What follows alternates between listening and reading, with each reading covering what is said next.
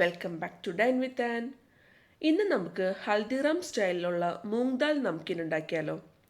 ഞാൻ അതിന് വേണ്ടിയിട്ട് 2 കപ്പ് മൂങ് ദാൽ എടുത്തിട്ടുണ്ട്. അതായത് ചെറുപയറ്റും പരിപ്പ്, നമ്മൾ പായസത്തിനൊക്കെ വെക്കുന്ന ആ സെയിം പരിപ്പ്, അതാണ് ഞാൻ എടുത്തിട്ടുള്ളത്. ഈ പരിപ്പ് നമുക്കൊന്ന് നന്നായിട്ടൊന്ന് കഴുകി വൃത്തിയാക്കി കൊണ്ടുവരാം. ഒരു 2-3 പ്രാവശ്യം വെള്ളത്തിലിട്ട് നന്നായിട്ടൊന്ന് കഴുകിയെടുത്ത് കൊണ്ടുവരണം. ഇനി നമുക്ക് ഈ കഴുകി വൃത്തിയാക്കിയ പരിപ്പിനെ ഒരു പാത്രത്തിലേക്ക് മാറ്റി കൊടുക്കാം. വളരെ എളുപ്പമാണ് ഈ ഒരു നംകീൻ ഉണ്ടാക്കിയെടുക്കാനായിട്ട്. എന്നാൽ കുറച്ച് നേരം നമുക്കൊന്ന് കുതിർത്ത് വെക്കേണ്ടതുണ്ട്. ആ ഒരു സമയം മാത്രമാണ് നമുക്കിതിന് ആവശ്യമുള്ളൂ. അപ്പോൾ നമുക്ക് ഇതിലേക്ക് വെള്ളം ഒഴിച്ചു കൊടുക്കാം. വെള്ളം ഒഴിച്ചു കൊടുക്കുമ്പോൾ പ്രത്യേകം ശ്രദ്ധിക്കണം, നന്നായിട്ട് തന്നെ വെള്ളം ഒഴിച്ചു കൊടുക്കണം. ഏകദേശം പാത്രത്തിൻ്റെ വക്ക് വരെ വെള്ളം വേണ്ടി വരും.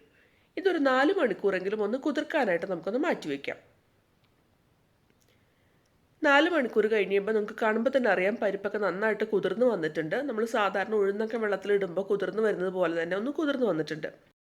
ഇനി നമുക്ക് ഇതിൻ്റെ വെള്ളമൊക്കെ ഒന്ന് വാർത്ത് കളയണം. ഞാൻ ഈ പരിപ്പ് ഒരു സ്ട്രെയിനറിലേക്ക് ഒന്ന് ഒഴിച്ചു കൊടുക്കുന്നുണ്ട്. കുറച്ച് നേരം ഈ സ്ട്രെയിനറിൽ തന്നെ ഒന്ന് വെക്കുക. ഇതിൽ വെള്ളം ഫുള്ളായിട്ടൊന്ന് വാർന്നു പോയി കഴിഞ്ഞാൽ നല്ല വൃത്തിയുള്ള ഒരു കിച്ചൺ ടവലിലേക്ക് നമുക്ക് ഈ പരിപ്പൊന്ന് മാറ്റി കൊടുക്കാം. ഇതിൽ ബാക്കിയുള്ള ജലാംശം കൂടി നമുക്കിതിൽ നിന്ന് മാറ്റിയെടുക്കണം. അതിന് വേണ്ടിയിട്ട് നമ്മളിങ്ങനെ ഒരു കിച്ചൺ ടവലിലേക്ക് ഒന്ന് മാറ്റി കൊടുക്കുന്നത്. എന്നിട്ട് നന്നായിട്ടൊന്ന് പ്രസ് ചെയ്തൊക്കെ കൊടുക്കാം.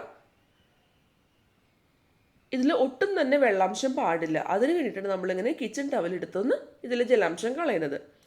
ഇനി നമുക്ക് ഇത് നന്നായിട്ടൊന്ന് സ്പ്രെഡ് ചെയ്ത് കൊടുക്കാം. എന്നിട്ട് ഒരു അരമണിക്കൂറെങ്കിലും ഒന്ന് വെയിറ്റ് ചെയ്യാം. അപ്പോഴേക്കും ഇതിലെ ബാക്കിയുള്ള ജലാംശം കൂടി ഒന്ന് പോയിട്ടുണ്ടാവും. ഇപ്പോൾ നിങ്ങൾക്ക് കാണുമ്പോൾ തന്നെ അറിയാം ഈ പരിപ്പൊക്കെ നന്നായിട്ട് ഉണങ്ങി വന്നിട്ടുണ്ട്. അതായത് ജലാംശമൊന്നും ഇല്ലാതെ നന്നായി വന്നിട്ടുണ്ട്. ഇനി നമുക്കിതൊന്ന് വറുത്തെടുക്കാം. എണ്ണ നന്നായി ചൂടായതിന് ശേഷം ഒരു മീഡിയം ഫ്ലെയിമിലിട്ടിട്ട് ഈ പരിപ്പ് നമുക്ക് കുറച്ച് വീതം ഇട്ടൊന്ന് വറുത്തെടുക്കാം. ആദ്യം നമ്മൾ കുറച്ച് ഇടുമ്പോൾ ഇതുപോലെ ഒന്ന് പതഞ്ഞ് വരാൻ ചാൻസ് ഉണ്ട്. അതിലപ്പോഴും നേരിയൊരു നനവ് പോലെ ഉള്ളതുകൊണ്ടാണ് അങ്ങനെ വരുന്നത്. പക്ഷേ കുഴപ്പമൊന്നുമില്ല. ഒന്ന് മിക്സ് ചെയ്ത് കൊടുക്കാം.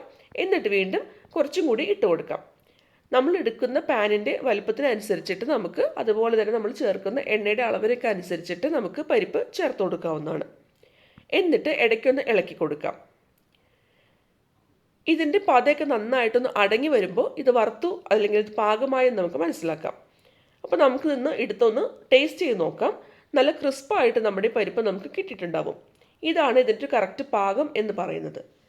ഇനി നമുക്ക് ഇത് എണ്ണയിൽ നിന്ന് കോരി മാറ്റാം. നമ്മളിങ്ങനെ വറുത്ത് കോരുമ്പോൾ നമ്മൾ എടുക്കുന്ന അരിപ്പ ഒന്ന് ശ്രദ്ധിക്കണം കേട്ടോ. ചെറിയ ഓട്ടയുള്ള അരിപ്പയാണെന്നുണ്ടെങ്കിൽ ഈ പരിപ്പൊന്നും അതിൽ കൂടെ ചാടിപ്പോകാതെ മുഴുവനായിട്ട് നമുക്ക് വേഗം തന്നെ കോരിയെടുക്കാൻ പറ്റും. ഇതേപോലെ തന്നെ നമുക്ക് ബാക്കിയുള്ള പരിപ്പും കൂടി ഒന്ന് വറുത്തെടുക്കാം. നല്ല ക്രിസ്പായിട്ട് കിട്ടുന്നത് വരെ നമുക്കൊന്ന് വറുത്ത് കോരി എടുക്കാം. നമ്മളൊരു ചെറിയ പാനാണ് എടുക്കുന്നതെന്നുണ്ടെങ്കിൽ കുറച്ചധികം സമയം എടുക്കും ഇത് ഫുള്ളായിട്ടൊന്ന് വറുത്തെടുക്കാനായിട്ട്.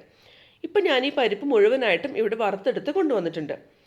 ഇനി ഇതിനകത്ത് എങ്ങനെ വന്നാലും കുറച്ചധികം എണ്ണ ഉണ്ടാകും, എണ്ണയിൽ വറുത്തെടുത്തതല്ലേ. അപ്പോൾ നമുക്ക് ഒരു ടിഷ്യൂ പേപ്പർ ഉപയോഗിച്ചിട്ട് ഇതിൽ എക്സസ് ആയിട്ടുള്ള എണ്ണയൊക്കെ നമുക്കൊന്ന് മാറ്റാം.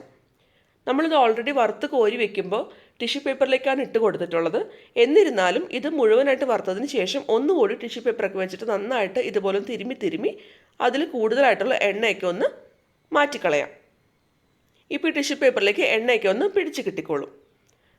അങ്ങനെ 1-2 മിനിറ്റ് നമുക്ക് ഇതേപോലെ ഒന്ന് തിരുമ്മി കൊടുക്കാം. ഇനി ഇതിലേക്ക് 1/4 ടീസ്പൂൺ ഉപ്പ് ചേർത്ത് കൊടുക്കുന്നുണ്ട്. ഇനി ഇതിലേക്ക് 1/2 ടീസ്പൂൺ ചാട്ട് മസാലയാണ് ചേർത്ത് കൊടുക്കുന്നത്.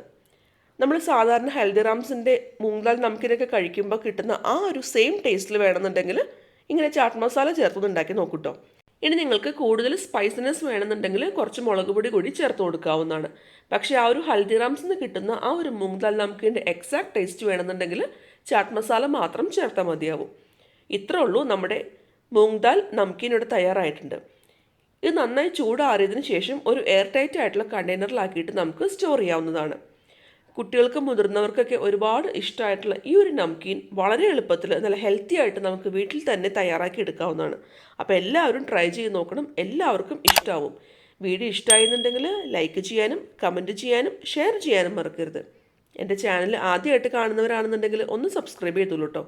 ഒപ്പം കാണുന്ന ബെല്ലൈക്കൺ പ്രസ് ചെയ്യാൻ മറക്കരുത്. അതിൽ ഓൾ എന്നുള്ള ഓപ്ഷൻ ഇനേബിൾ ചെയ്യണം. എന്നാൽ മാത്രമാണ് ഞാനിടുന്ന വീഡിയോയുടെ ഫ്യൂച്ചർ നോട്ടിഫിക്കേഷൻസൊക്കെ നിങ്ങൾക്ക് മുടങ്ങാതെ കിട്ടുള്ളൂ.